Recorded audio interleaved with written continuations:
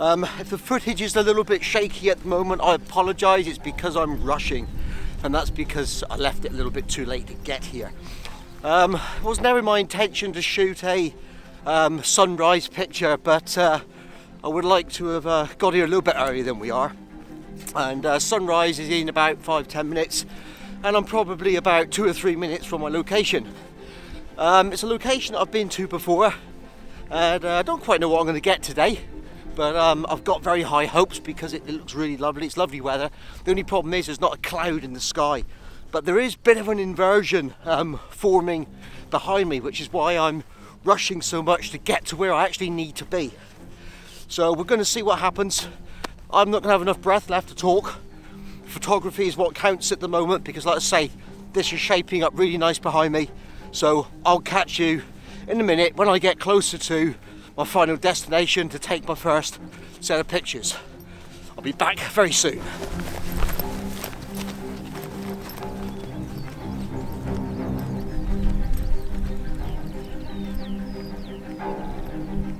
Okay, wow. What can I say? That was a crazy last 10-20 minute hike up this hill to get up here and get these photographs. So today we're at a place called Saddle Tour up on the Dartmoor National Park. In fact, there's 3 saddle tours. There's a lower, middle and a great saddle tour as well. So we're actually not at the tour yet, we're in between them because I couldn't risk going any further. I just needed to find something where I could have some foreground interest and where I could capture this cloud inversion in the background. And I'm just hanging around a little bit longer because although the cloud inversion itself is now significantly more diminished, what I have got where I'm staying right now is some interesting foreground that in a minute, when the sun gets a little bit higher, is going to pick up some nice lighting in the foreground, and hopefully that's going to create another image for me, but we'll just have to see how that goes. Hopefully you can see this and it's coming out okay for you, but basically what I've got here in the viewfinder now is I can see this tor down off to the left hand side, and if you can see in behind it, you've got this fantastic bank of clouds below us in the valley, and it's that which I wanted to capture because that, as that sun was coming up a bit earlier, that cloud was a bit closer towards us. It's starting to burn off now, and I wanted to capture the images that I did before that's happened, and I think I've managed to capture that for you. So as we zoom in a little bit now, look, you can see what I would have had. It would have been really quite closer in. Those trees were just about enveloped in the cloud as well, and most of the tor behind it. So I've got that close in, and because I wanted to get it close and I wanted to get in close to that and bank it, I've also done it as a panorama, which is quite interesting because a few weeks ago I did a video on shooting panoramas with this 70-300 lens, so you might want to check that video out. As is in terms for settings, I forget the aperture, I forget the shutter speed, but I'll put it up later on. But I was shooting at about f16. Now normally with this, sorry, keep the camera still. Normally with this lens I wouldn't really want to shoot much above f8 or f11, but I didn't have the time to shoot a panorama and focus stack at the same time. So I just wanted to capture everything that I could in those single frames so I can just stitch them together. Time for a cup of coffee, time for you to look at these pictures, and this isn't the end of it. There are some more opportunities coming up. I don't quite know what I'm going to find when I get to the top of the tour. I'm going to hang around a little bit longer because the sun's just going to pick, like I say, up on these boulders in front of me in a minute, and that's going to work really well. So let's see what we get, and I shall be with you in a minute.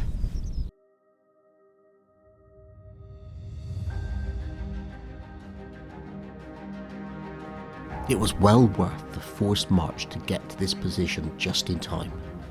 From this vantage point, I could see the triangular sections of landscape below me and the cloud inversion stretching out over the South Devon coast.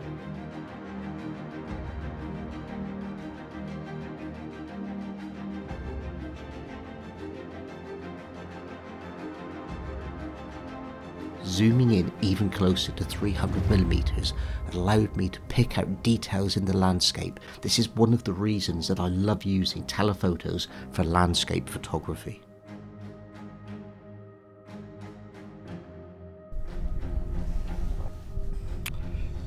In landscape photography, there are moments when you think to yourself, it does not get any better than this. and then the lighting improves again. This is absolutely unbelievable. I was hoping this would come out and work exactly as it does, and sometimes it does and sometimes it doesn't, and it's strange. You know, today is absolutely completely unplanned photography. It was come out this morning, have a nice relaxed day and just see what happens with the weather and make the most of it. And this is phenomenal. This is absolutely phenomenal. I want to show you the pictures that I've just taken. I know I've not moved from this spot, so I'm hoping you're not getting too bored with this week's video, because there's so much opportunity here with the light that we've got around. I don't think I'm actually going to get far today. I'm going to be in too much of a rush to get back home and process the images and show them to you. But let me talk you through this composition that I've put together now. I'll tell you what, all the practice with the trusty sort of 70 to 300 lens over the last few weeks has really paid off. You know, I was already, when I came up here, I was already thinking, what am I going to do with the long lens? Already thinking about those compressed perspectives, what apertures I would need to use to get sharp images. Some of the problems that I could potentially have shooting with a long lens, and it's good, and it just goes to prove that you should get out and use a variety of different camera lenses, a variety of different methods and ways of working, just to make sure that when you've got nothing else available, and when you get opportunities like this, you can put something really special together and make the most of it. Anyway, the composition which I've got, I'll put it up on the screen for you now through the viewfinder. There's a rock, a granite boulder down in the bottom left-hand corner, and when I stopped at this position, it was that rock that made me stop here. Not the background, it was the rock, because I knew that when the light came up from above the tors behind me, above that ridge, that it would start to pick up on the rocks in the foreground. These boulder fields around the bottom of the tors are called clitter, and it's basically granite which is rolled away down the hill from what would have been the tors just by, you know, erosion over time. And they can often create a lot of mess in the foreground. They can be really quite annoying, but there's also situations like this today where they work really, really well and create a lot of foreground interest, which is what I'm using this for today. So I've got this boulder down in the left hand corner, and I've got the tor in the background, and we've still got this cloud inversion going on over the coast. In fact, if anything, the trees, what I was looking at just now, have blocked in again, so it's rolling back in. There's another bank, so you never know how far it's going to get or what's going to happen, but brilliant, absolutely phenomenal. Anyway, so I wanted this tor in the background, and having these two elements created that strong diagonal composition, and because they were lit quite well, it works okay. And to try and get some separation between the foreground boulder and the bright side of the hillside in the background, I've lifted the camera up a little bit. Now, being a little bit short, it doesn't necessarily work very well, but I think I've got it just enough in, so you've got a slither of shadow just behind that rock, because the sun hasn't quite got there yet to blend all that in. So we've got these nice layers through the scene. In fact, I've got to keep an eye on what's happening, because things are just starting to cloud in again. I don't know if you've noticed that on the foreground. Even whilst we've been sat here, the mist is rolling in a bit and creating something really, really quite special. So I might try and move a little bit further to get a slightly different composition, but we're going to be taking some more images from here. So I believe I'll put it up on the screen for you what I actually shot at. I'm going to move, find another slightly different location to take my next images from. Hopefully that'll work out really, really well. You enjoy these pictures whilst I'm doing that. I can't wait. This is all changing. Time for me to get a move on really, really quickly. I'll be back with you in a minute. Enjoy these images.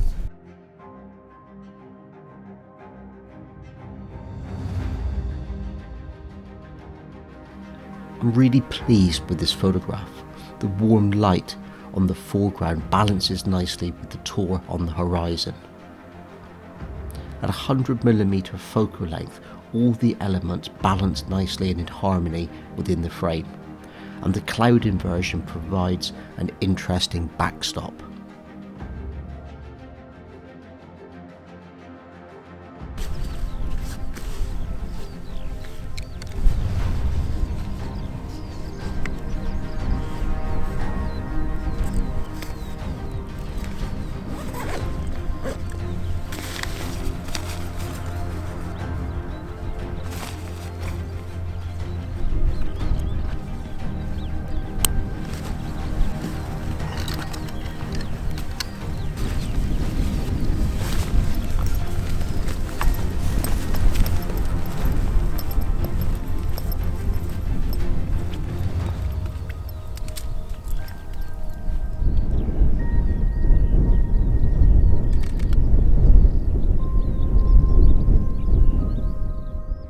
I've got to be honest, I've kind of lost the plot. I can't remember when I spoke to you last and what I was telling you.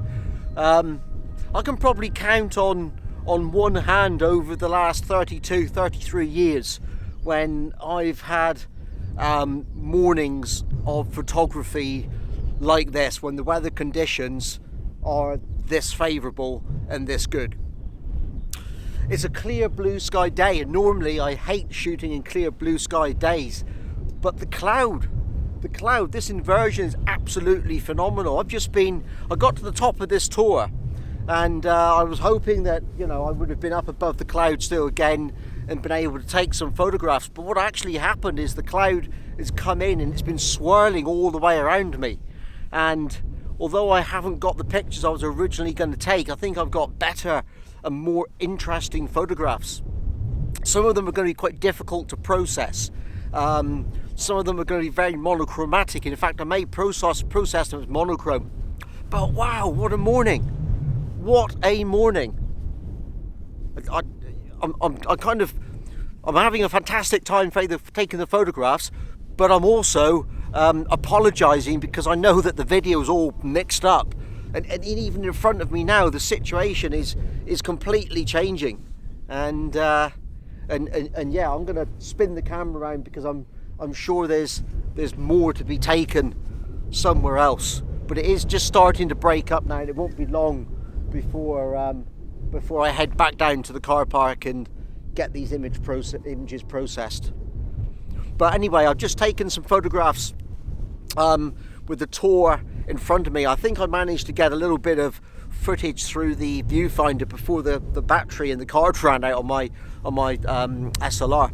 So let me just talk you through that anyway, and just in case I haven't got it, I'll shoot a bit of video for you now anyway, but hopefully you'll see the original video.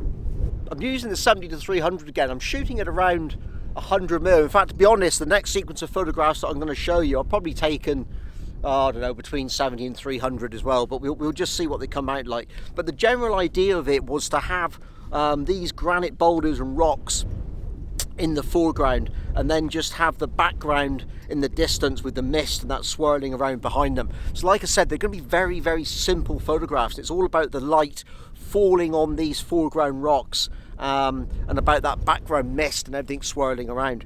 Now I might post these as monochrome images because I just think it's going to look really, really good against a clear white sort of background, and we'll just see how that comes out. But I really enjoyed taking them. Now, I've taken them at sort of like f/16 again because I'm using the long lens, and I don't want too much of the foreground to be blurred, I don't mind if the background loses a little bit, but it doesn't matter, but the foreground has to be nice and sharp and crisp.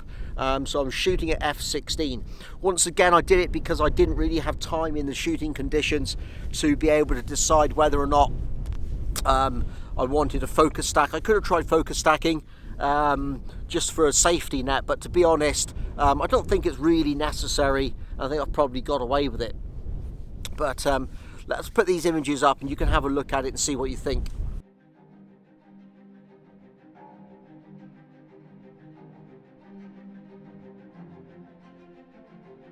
This image proved to be even harder to process than I had imagined. The thin veil of mist in front of me reduced the contrast in the foreground, and it made it difficult to bring the whole image together. But I'm happy with the final edit. It certainly captures the mood and feeling of standing on top of this tour.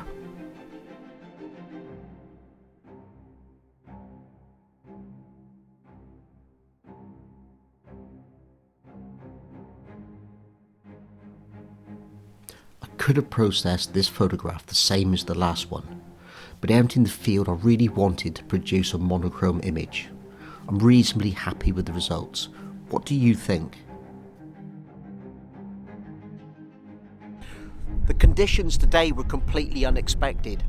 Today's video was completely unplanned, and to be honest, I was really worried during the week that I wasn't going to have anything to shoot and show you guys. I hope that you've enjoyed being on this shoot with me today, because it was truly fantastic and really, really enjoyable.